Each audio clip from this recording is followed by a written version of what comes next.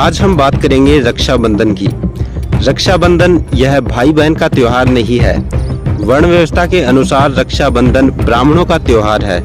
इतिहास काल से अब तक इस दिन ब्राह्मणों के द्वारा क्षत्रियों को रक्षा सूत्र बांधा जाता रहा है। उन्हें ब्राह्मणों की रक्षा की शपथ दिलाई जाती रही है। एक किताब है जिसका नाम है हिंदू धर्म का इतिहास। उस किताब के चौथे खंड में भारत रत्न पीवी काणे लिखते हैं, आज ब्राह्मण शूद्रों के घरों में जाकर उन्हें तथाकथित रक्षा सूत्र, जो वास्तव में बंधक सूत्र है, बांधते हुए देखे जा सकते हैं।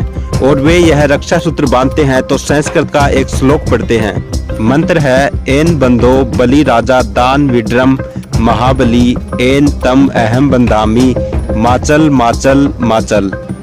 यानी कि जिस प्रकार तुम्हारे दानवीर बलि राजा को हमारे पूर्वजों ने बंदी बनाया था, उसी प्रकार हम तुम्हें भी मानसिक रूप से बंदी बना रहे हैं। हिलो मत हिलो मत हिलो मत, यानी कि जैसे हो वैसे ही रहो, अपने में सुधार ना करो।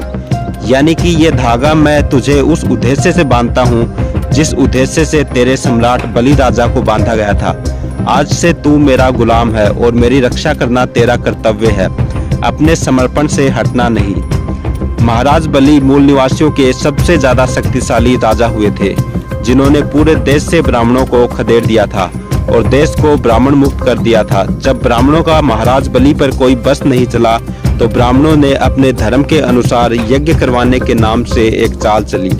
महाराज बलि को ऋग्वेद के अनुसार यज्ञ करने के लिए मना लिया गया। यज्ञ के बाद ऋग्वेद के अनुसार दान देना और ब्राह्मणों को प्रसन्न करना जरूरी होता है। ब्राह्मण तभी प्रसन्न होता है जब उसको उसकी इच्छा अनुसार दान मिले।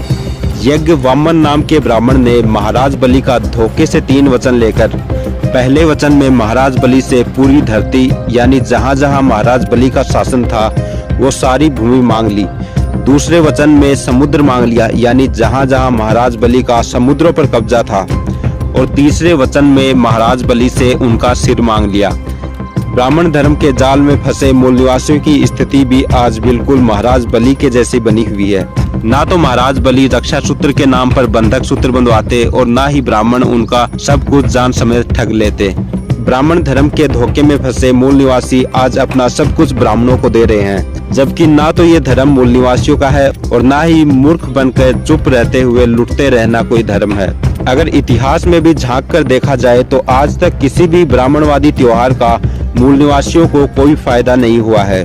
मूल निवासी बिना सोचे समझे ब्राह्मणों के रीति रिवाजों और धार्मिक परंपराओं को ढोते जा रहे हैं और यही रीति रिवाज और धार्मिक परंपराएं मूल निवासियों की गुलामी के लिए मुख्य रूप से जिम्मेदार है।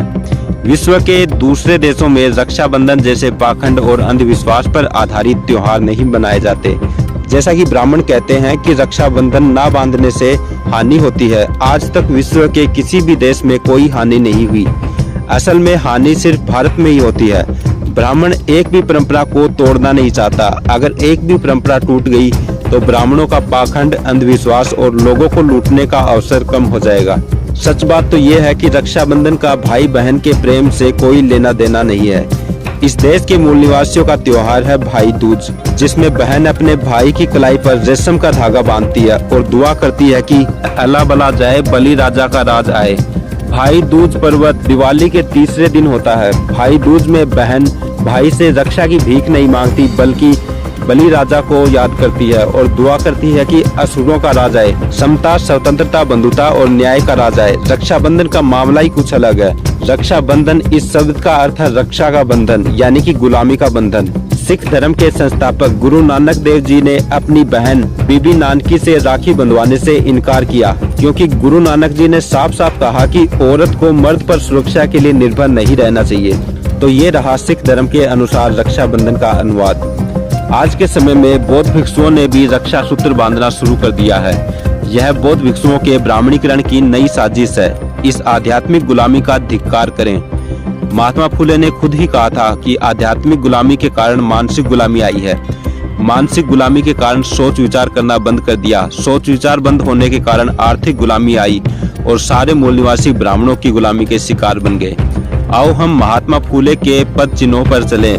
बंधक सूत्र बांधने के लिए ब्राह्मण दान भी लेते हैं और दान से जो धनराशि मिलती है वो धनराशि हमारे ही पतन के लिए आरएसएस को देते हैं। जो कि हमारे पतन के लिए रणनीति बनाते हैं। रक्षाबंधन भाई बहन का त्योहार नहीं है। यदि ऐसा होता तो मुस्लिम और ईसाई बहनें भी अपने भाइयों को राखी बांधती होती।